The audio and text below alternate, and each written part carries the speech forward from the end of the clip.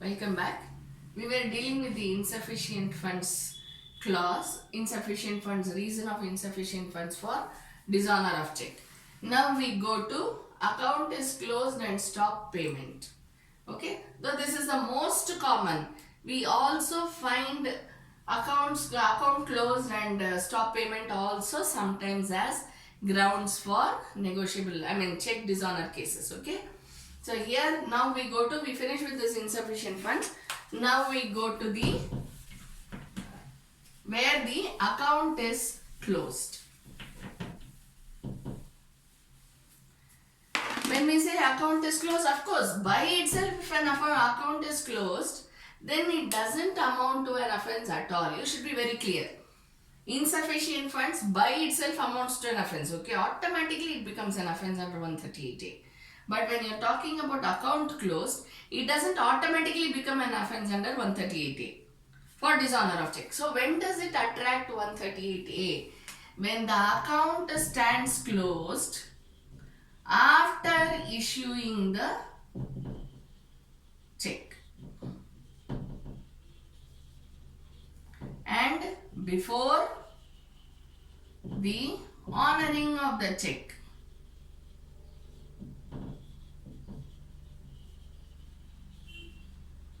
See, I give you an example. A person has given a check dated 12th February 2019. Okay, probably he draws the check today, 9 January. He draws the check today, but he has dated it as 12th February 2019. So, when he has drawn it as 12th February, he has given it on 9th Jan. There is absolutely no proof that it was drawn on 9th Jan. Am I right? There is no proof. But there is proof that it is there for 12th February 2019. So, if he closes the accounts in between somewhere here or maybe on 10th Jan itself, okay? So, any period between 9th Jan and 12th February, if he closes the account, then it becomes an offence. Why? Because he should be aware. He will be aware. Am I right? Once I have written a check, I will be aware that I have given a check to so and so person. So, he should be aware that there is a check which is pending for payment on 12th February 2019. Therefore, he cannot close the account in between. Understand? Therefore, it becomes an offence. Understand? If it is on the same date, then also there is something called reasonable time. The concept of reasonable time plays a very important role in any of the law, any of the acts that you study. Whether it is on the civil side or whether it is criminal side, don't forget the concept of reasonable time. Understand? So even if a person has given the check for 9th Jan and he orders for close account on the say 10th Jan or 11th Jan or whatever it is, even then, even though he shall not be liable under the Negotiable Instruments Act, because of the concept of reasonable time, he should have at least checked whether the check is honored or not and then asked for closure of the account. He should have done that. Due diligence, right? Concept of due diligence. Due care, due diligence. Why do we read torts? Why do we read jurisprudence? For all these things, right?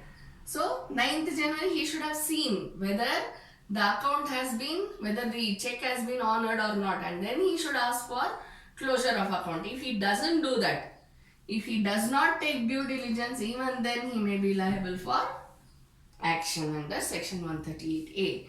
Next, we go to the next concept of stop payment. See, stop payment is also the same, but then again you have to look at the situations when stop payment may be made. Stop payment may be made when the check has been honored or there is a fraud. Okay, so stop payment may be made. Second one, when the person has already got the money, but he is trying to present the check again.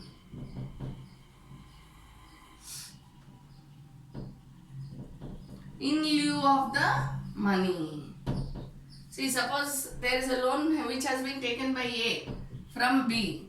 A has repaid in cash. Okay, but what does B do? He says, yeah, you've given me the cash, I accept it, okay, done. Your loan is cancelled. He doesn't do anything but everything orally or probably in written. But once it gets over, again he presents the check for the same amount. Then also stop payment can be ordered. Or if there is a fraud which has come to light, stop payment can be ordered. What sort of a fraud? Probably the check which has been given to B has gone on to C without any authorization. Understand? If it is gone, if B has given it to C on the basis of some authorization, then no problem. But if it is without authorization, then he can stop payment. So whatever is the situation, he can stop payment. Suppose the card is lost. It's a common thing nowadays, am I right? The check is lost. B says, whatever check you gave me, I lost the check. So what will A do? He will ask for stop payment of one check number which has been lost and give B another check. Even then it does not amount to an offence. Understand? So when does it amount to an offence under 138A? When a check has been given for obligation and before the obligation is over, the person asks for stop payment. Obligation still exists, okay? Still exists, but the account holder has said stop payment for this check.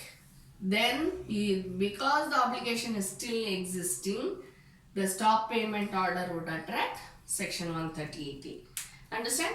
So, account closed and stop payment attracts 138A, comes under 138A only in particular situation, not in every situation. Whereas insufficient funds, the very fact that there is insufficient funds attracts. Clear?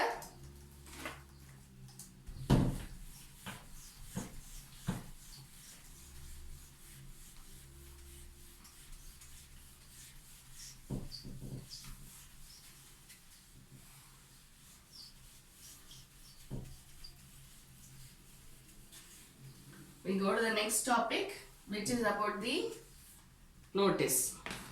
Once the check has been dishonored, notice should be served. Notice, legal notice should be served regarding the presentment and the dishonor of the check. To whom? To the drawer or the payer, whoever is the person. Usually it is the drawer because he is the one who writes the check. Okay, so notice should be sent to the drawer. Now, what is the limitation period for the notice? Notice should be sent within 30 days of the last date of presentment and dishonor.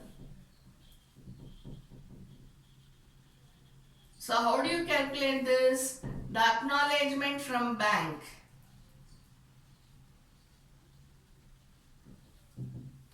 On the date we get the acknowledgement from bank, only then we get to know that there is a dishonor. So from that date we should start calculating the 30 days. Understand? Legal notice should be sent. Now what are the contents of the legal notice? What should be there in the legal notice?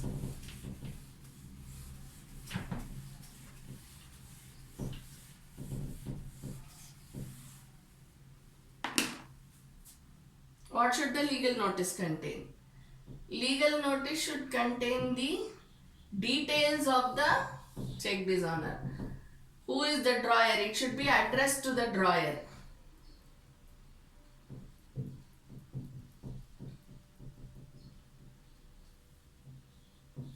The grounds for giving the check should be written down. On what basis? Purpose for the check. Okay, now to file a case under this 138A, what we have to show is there should not be any financial transactions on the basis of, as a business, right? So it should be so and so's friend, or there should be an obligation between a financial institution, registered financial institution, and a individual. So whatever, it can be a company, anything, you know, but there should be a purpose for the check. Grounds on which the check is given, that is how we write, okay?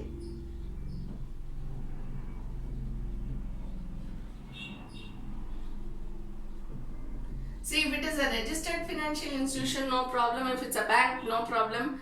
But if it is an individual, then they will have to show the relationship between the drawer and the payee. Understand? So, relationship drawee-payee. If it is an individual, then relationship should be shown between the drawer and payee. If it is a financial institution or a bank or anything, it is very common, right? But when it comes to individuals, suppose A is an individual and B is an individual, both are individuals. But A has given 3 lakhs to B and B has given a check for this 3 lakhs. Or say plus interest, whatever it is, okay? In that case, A has to prove that he has a relationship with B. It can be, we are colleagues, we are friends, he is my friend's friend, she is my colleague, you know, all these. But some relationship should be established, because individuals should not do any financial services, this thing, unless they are licensed, am I right? Therefore, it has to be for a personal purpose, personal relationship. If you see any legal notice between individuals, then you read this. So and so is my colleague's brother, so and so is my friend's friend. They approached me because there is going to be an operation in this house. There is going to be a home loan which they have taken and they want immediate money for down payment. You know, all these sorts of personal stories crop up when it is between individuals. Okay, so grounds on which the check is drawn, then the details of the check. Details of the payee, drawee-payee. Then the details of the check given.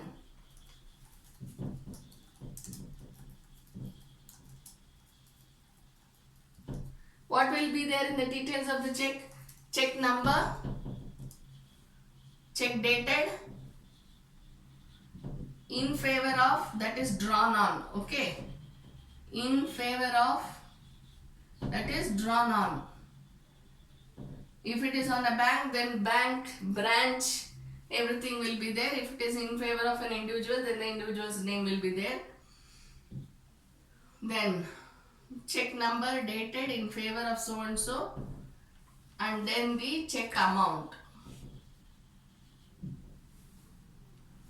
As we have seen in the Evidence Act, if there is a doubt regarding the handwriting or the signature, then Evidence Act comes into force. Okay, I mean it is taken into consideration. It doesn't come into force.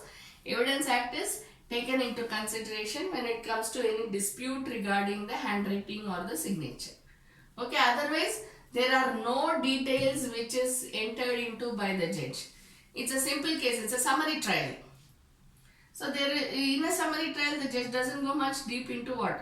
So unless the handwriting or the signature is in dispute, the handwriting or the signature is not taken into consideration as a part of the dispute. Understand? So it becomes a summary trial. So number, date, in favor of, and amount. These are all the details which should be. And then the details of presentment. I presented the check on so and so date, and then again on so and so date, and again on so and so date. Okay, dates, details of presentment means what? The dates when they were presented, and the bank and the branch. Understand? Where they presented the check. The bank and the branch of presentment, not of drawing. You should be very clear while writing the mains exam. So details of presentment means what? The dates when it was presented, which bank, which branch. It may be it is the presentment bank, bank of presentment. But it can be the drawer's bank or drawee's bank. There is no hitch in that. There is no problem in that. Okay. Then next we go on to details of dishonor.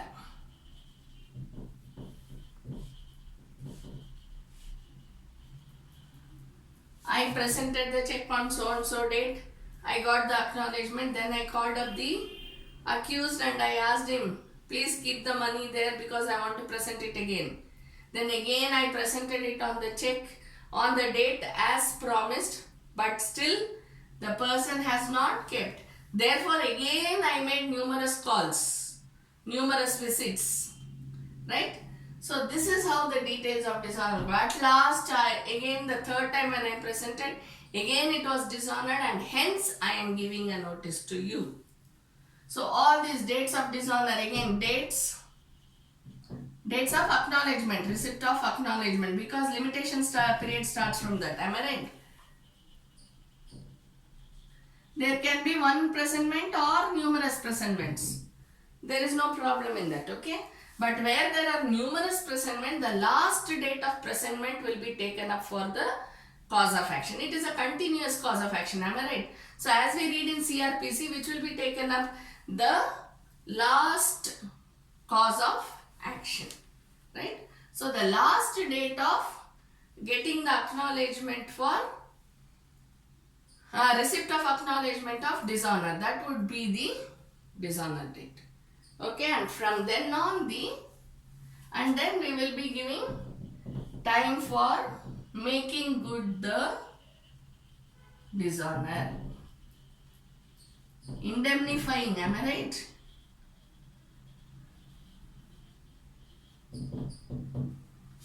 Indemnify. Okay, so we say I will give you 15 days time because that is what is left out. Okay, so 15 days from the date of receipt of notice. From the date of receipt of notice. So you make, either you make the payment within 15 days or at least you reply.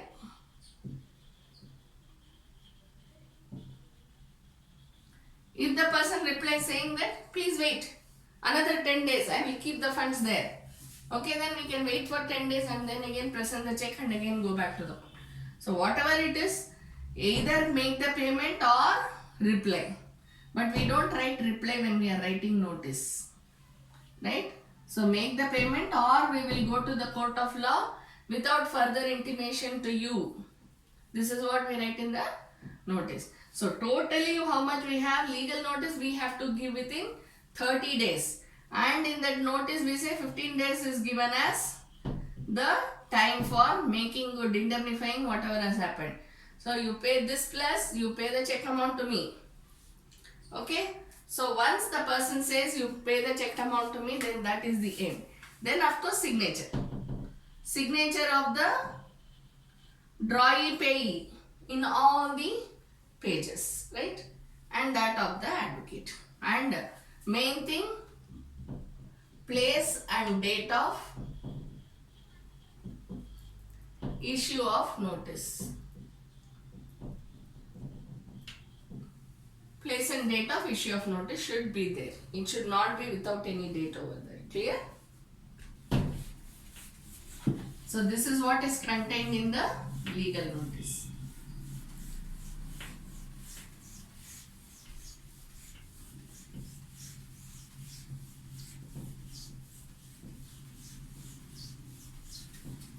Once the legal notice is received, then we have to wait for 15 days. Okay, and then on the 15th day,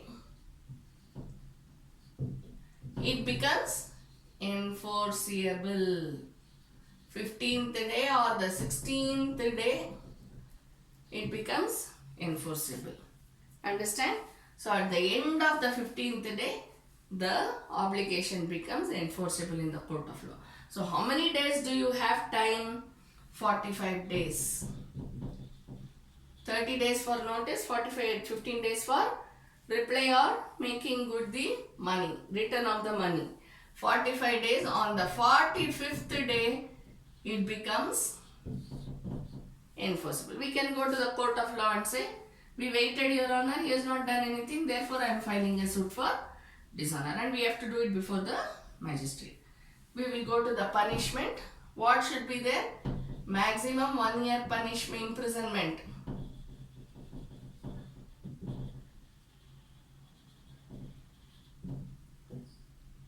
or compensation of twice the amount,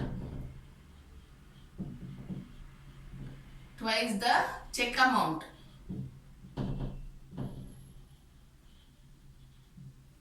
or both. Okay, this is the punishment.